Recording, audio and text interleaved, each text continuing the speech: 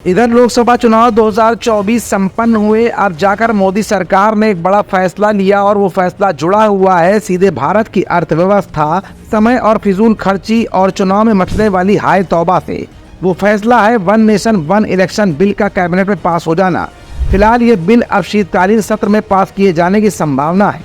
विपक्षी गठबंधन इंडिया इसका विरोध कर रहा है और केंद्र की मोदी सरकार इस बिल को पास कराने के लिए एड़ी से चोटी तक का जोर लगा चुकी है।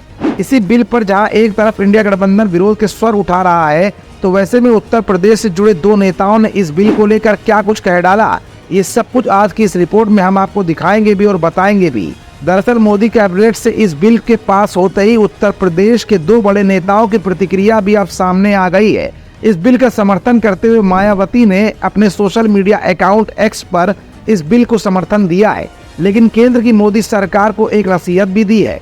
माया कहती है कि इस बिल का प्रयोग जनहित में जनता के लिए ही होना चाहिए, लेकिन विपक्षी गठबंधन इंडिया का मजबूत कंधा यानी अखिलेश यादव इस बिल पर कड़ा विरोध करते नजर आए हैं। उन्होंने सरकार को आईना दिखाते हुए कहा, लगे हाथ महाराष्ट्र, झारखंड और उत्तर प्रदेश में होने वाले विधानसभा उपचुनाव की घोषणा भी कर देते।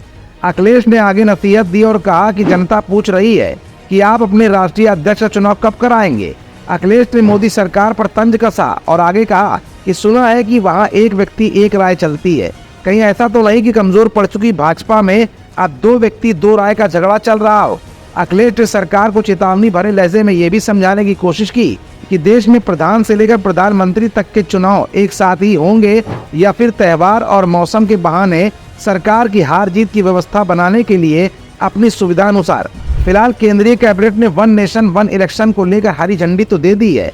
अब शीतकालीन सत्र में इसे पास कराने में केंद्र की भाजपा सरकार को किन किन कठिनाइयों का सामना करना पड़ेगा और विपक्षी गठबंधन इंडिया अपनी आवाज को इस मुद्दे पर कहां तक पहुंचाएगा, ये फिलहाल देखने वाली बात है।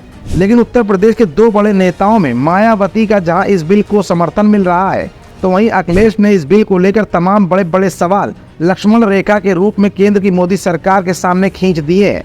फिलहाल शीतकालीन सत्र में मोदी सरकार की अग्नि परीक्षा है और इस अग्नि परीक्षा में एनडीए के सहयोगी दल मोदी की कितनी मदद कर पाते हैं, ये भी देखने वाली बात होगी। और यही एक बहुत बड़ा सवाल जनता के दिमाग में भी कौंध रहा है। हमारा channel Indian news services INS like, share and subscribe करना ना भूलें। बेल आइकन पर बटन दबाएं और देखें लेटेस्ट खबरें INS पर। INS, हर भारतीय की आवाज।